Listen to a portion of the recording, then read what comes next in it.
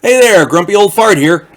I'm doing a series of videos on family game night, and the reason I'm having a lot of fun doing it too.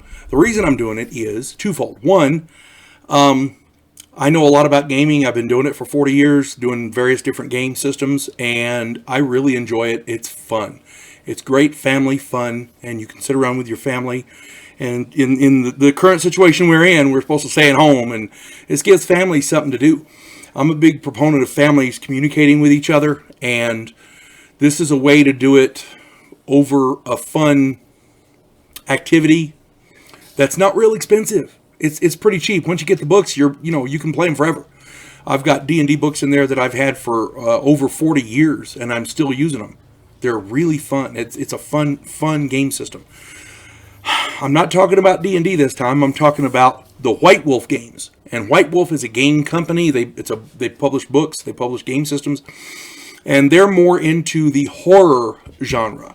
Vampires, mummies, werewolves, that kind of thing. One moment. Sorry about that. Critters. At any rate, White Wolf Game System puts out some really, really good games. They're fun. Now, these games are a little more for adults and later age teenagers, a little older crowd, not for little kids. They're not pornographic or anything like that, but they deal with a lot of mature content. So, and they're designed that way. It's role-playing in a world of darkness. So keep that in mind. I'm thinking teenagers with some adult supervision shouldn't be too bad, but little kids, it might be a little mature for them.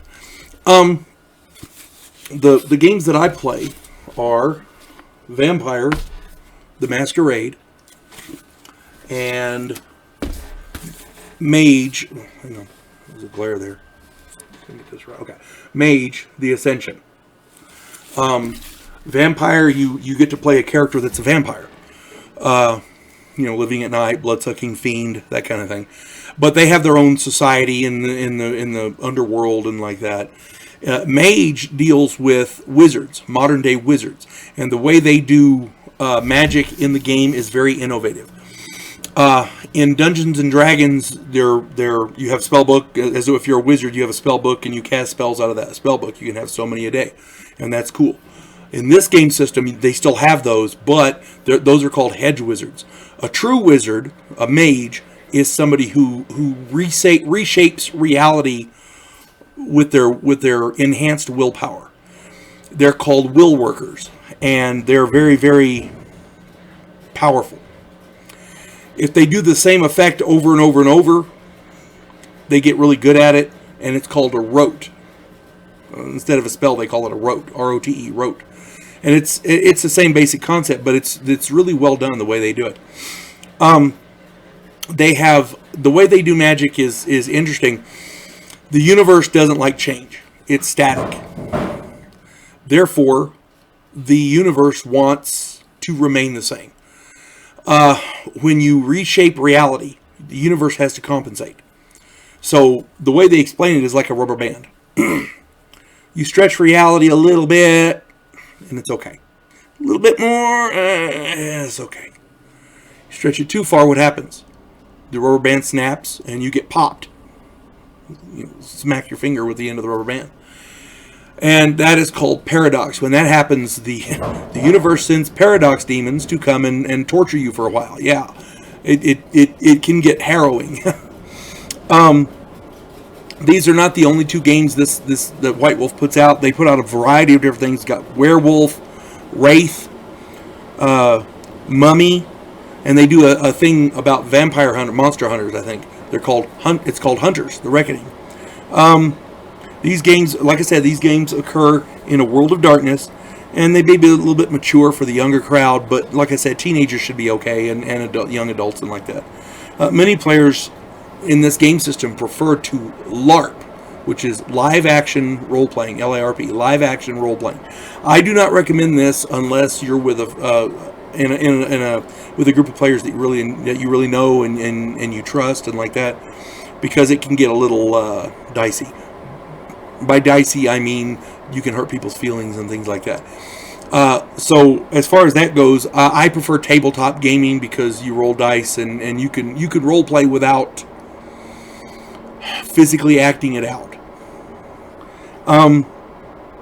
But that's what LARPing is. They get up and dress in costumes and really act out what their characters do. The game system can get a bit complex, but once you understand the basics, it's fun to play, and it's very imaginative. It's very creative, and all these games are compatible with each other. So you can run in one game system. You can run a vampire and a werewolf and a mage and a mummy, all in the same one. And these are not the only ones. They have others besides these. I couldn't list them all because, frankly, they have so many I don't know them all. I played in a really good game of... I like running mages. I'm not a big vampire fan. But I was running a wizard, and he had a pistol that he had enchanted to make it usable against vampires and other awakened beings. So when he shot a vampire, he could actually kill a vampire with it. And he had a lot of other neat little tricks that he did. But what's nice about the mage system here is the more you know about science and physics, the better off you're going to be at it. And they have a variety of different kinds of wizards. They have a variety of different kinds of vampires, a variety of different kinds of werewolves. That each one has its own little subculture within the game system. The people who did this were very creative and very imaginative and very... they put a lot of thought into it. They really worked hard, and this is a really good game system. It's well done, and I highly recommend it for those of you who are homebound like the rest of us. You folks have a good day. God bless one and all.